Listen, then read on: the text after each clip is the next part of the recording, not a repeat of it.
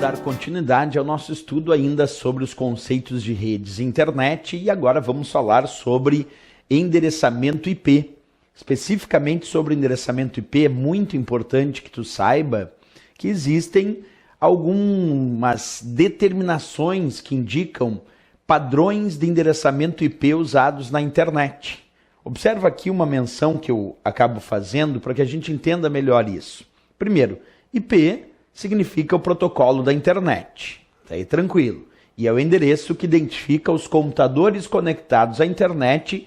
Isso nós já estudamos em aulas anteriores. Mas uma coisa que a gente ainda não descreveu e é importante descrever é que nós temos dois padrões de endereçamento IP usados atualmente. Nós temos o IPv4 e temos o IPv6. Esses dois padrões de endereçamento IPv4, que é IP versão 6, e IPv4, que é IP versão 4, e IPv6, que é IP versão 6, os dois padrões são usados atualmente simultaneamente na internet. Por que isso acontece?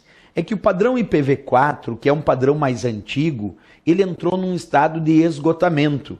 Isso quer dizer que não existem novos endereços de IP versão 4 para distribuir aos novos computadores que querem se conectar na internet, aos novos dispositivos. Então, padrão IPv4 antigo entrou em estado de esgotamento. E foi necessário, então, achar um novo padrão de endereçamento IP que permite muitos computadores conectados simultaneamente, quer dizer, uma quantidade absurdamente maior do que permitia o IPv4.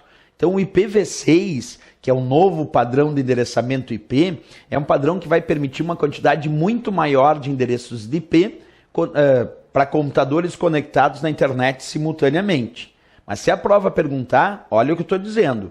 Atualmente eu não posso dizer que usamos só IPv6 e que o IPv4 não é mais utilizado. Não, nós estamos num processo de migração.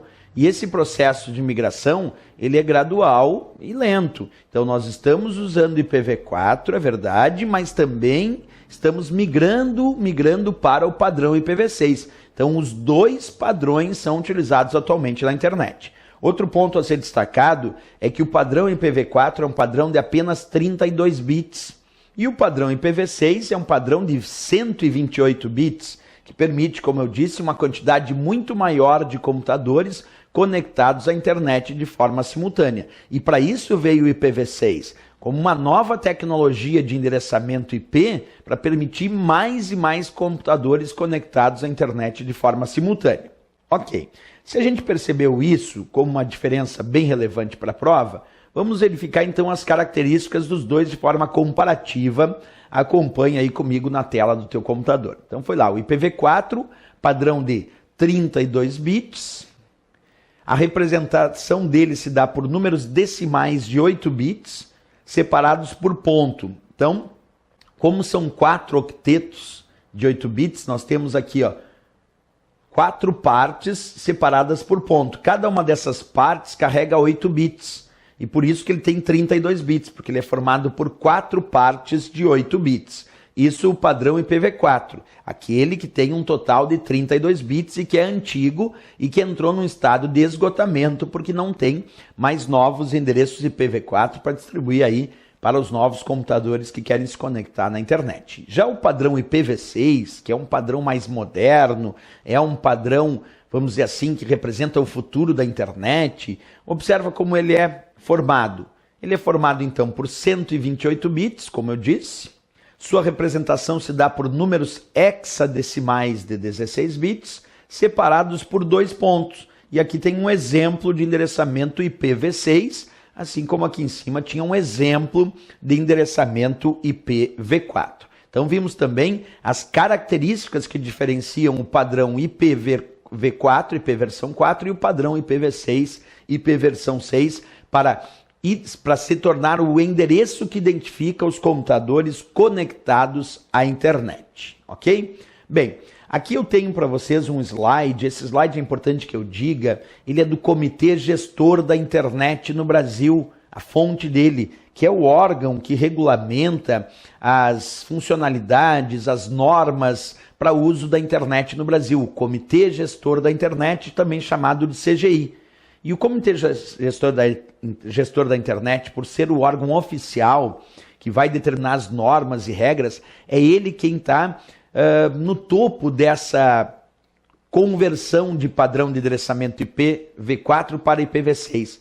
É o Comitê Gestor da Internet que está ditando normas, regras e prazos para a conversão de IPv4 para IPv6. E aqui esse slide é do Comitê Gestor da Internet, então é do órgão oficial do Brasil, ditando as regras aí indicativas do padrão IPv4 e IPv6. Observa, se a questão principal é ter mais endereços, nesse caso, mais endereços de IP, ele dizia lá, o IPv4 é formado por 38 bits, dando aproximadamente 4 bilhões de endereços. Já o IPv6 é formado por 128 bits, dando aproximadamente 79 trilhões de vezes mais que no IPv4.